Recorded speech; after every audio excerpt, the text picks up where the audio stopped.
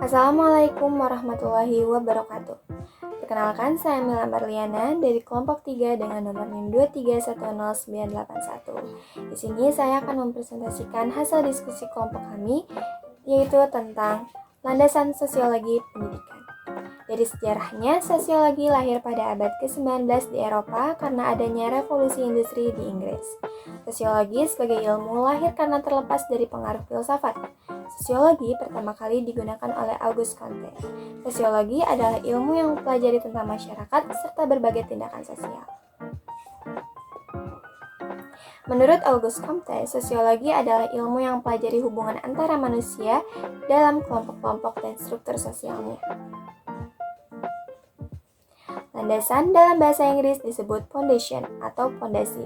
Jadi, landasan pendidikan dapat diartikan sebagai tempat bermula atau awal dari suatu perbuatan atau tindakan. Pendidikan adalah suatu proses bimbingan yang diberikan oleh orang dewasa kepada anak didiknya. Jadi, pengertian landasan sosiologi pendidikan adalah seperangkat asumsi yang dijadikan titik tolak dalam rangka praktik dan atas studi pendidikan yang bersumber sosiologi. Pengertian lain, sosiologi pendidikan adalah ilmu pengetahuan yang mempelajari hubungan antara masyarakat yang dalam interaksinya terdapat pendidikan di dalamnya. Sosiologi pendidikan juga sebuah pendekatan sosiologis yang diterapkan pada lingkungan pendidikan. Menurut para ahli dari Profesor Dr. Andes Nasution MA, sosiologi pendidikan adalah ilmu yang berusaha untuk mengetahui cara mengendalikan proses pendidikan untuk mengembangkan kepribadian individu yang lebih baik. Dari Fairchild, sosiologi pendidikan adalah sosiologi yang diterapkan untuk memecahkan masalah pada pendidikan yang fundamental. Adapun fungsi sosiologi pendidikan yaitu eksplanasi, prediksi, dan utilisasi. Eksplanasi digunakan untuk menganalisis proses sosial, ketimpangan, dan perumusan kebijakan pendidikan agar lebih efektif dalam menangani masalah. Prediksi, fungsi ini digunakan untuk memprediksi kondisi dan masalah pendidikan yang diperkirakan akan muncul di masa depan. Utilisasi, yaitu fungsi ini digunakan untuk menangani masalah-masalah yang dialami di masyarakat seperti lapangan pekerjaan, pengangguran, konflik sosial, kerusakan lingkungan, dan lain sebagainya yang memerlukan dukungan pendidikan. Adapun tujuan dari landasan sosiologi pendidikan yaitu untuk memecahkan masalah-masalah pendidikan dengan analisis atau pendekatan sosiologis dan menemukan hubungan antara proses mendidik dan proses sosial. Tujuan pendidikan menurut Undang-Undang Dasar 1945 yaitu untuk mencerdaskan bangsa dan mengembangkan manusia Indonesia seutuhnya. Ciri-ciri sosiologi yang pertama yaitu empiris, yaitu ciri utama sosiologi sebagai ilmu, sebab ia bersumber dan diciptakan dari kenyataan yang terjadi di lapangan. Kemudian ada teoritis, yaitu peningkatan fase penciptaan dari yang menjadi salah satu bentuk budaya yang bisa disimpan dalam waktu yang lama dan dapat diwariskan kepada generasi muda.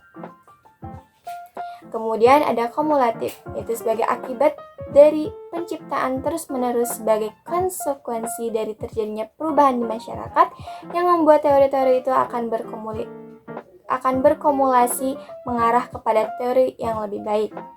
Dan ada non-etis, yaitu teori ini menceritakan apa adanya tentang masyarakat beserta individu-individu di dalamnya, tidak menilai apakah hal itu baik atau buruk. Kemudian sosiologi memiliki perantara, yaitu keluarga, perantara sosial paling awal dalam bermasyarakat. Kemudian ada teman sebaya, yaitu kelompok sebaya memberi banyak pengalaman belajar dan cara berinteraksi dengan orang lain, bagaimana dapat diterima oleh orang lain dan memberi efek kuat individu untuk bersosialisasi. Kemudian ada televisi dan media digital. Beberapa ilmuwan sosial menyebut TV sebagai kurikulum pertama karena mempengaruhi dalam pengembangan keterampilan belajar. Media merangsang perubahan sikap dan perilaku yang berlaku dalam masyarakat. Kemudian ada teori-teori sosiologi. Yang pertama, fenomenologi, yaitu untuk memahami makna peristiwa serta interaksi pada orang-orang biasa dalam kondisi tertentu untuk menemukan fakta atau penyebab. Kemudian ada konflik, teori yang memandang perubahan sosial terjadi akibat adanya konflik yang menghasilkan kompromi berbeda dengan kondisi semula. Dan yang terakhir yaitu struktural fungsional, teori komunikasi yang masuk dalam kelompok teori umum atau general teori. Ciri utamanya adalah adanya kepercayaan pandangan tentang fungsinya secara nyata yang berada di luar diri. Adapun macam-macam norma yang dianut oleh pengikutnya, yaitu ada paham individualisme, paham kolektivisme, dan paham interferalistik. Jadi, landasan sosiologi pendidikan di Indonesia menganut paham integralistik yang bersumber dari norma kehidupan masyarakat. Dan paham integralistik itu berisi tentang negara melindungi warga negaranya, kemudian selaras, serasi, seimbang antara hak dan kewajiban. Adapun kekeluargaan dan gotong royong, kebersamaan, musyawarah untuk mufakat, dan kesejahteraan bersama menjadi tujuan hidup bermasyarakat. Sekian dari saya. Wassalamualaikum warahmatullahi wabarakatuh.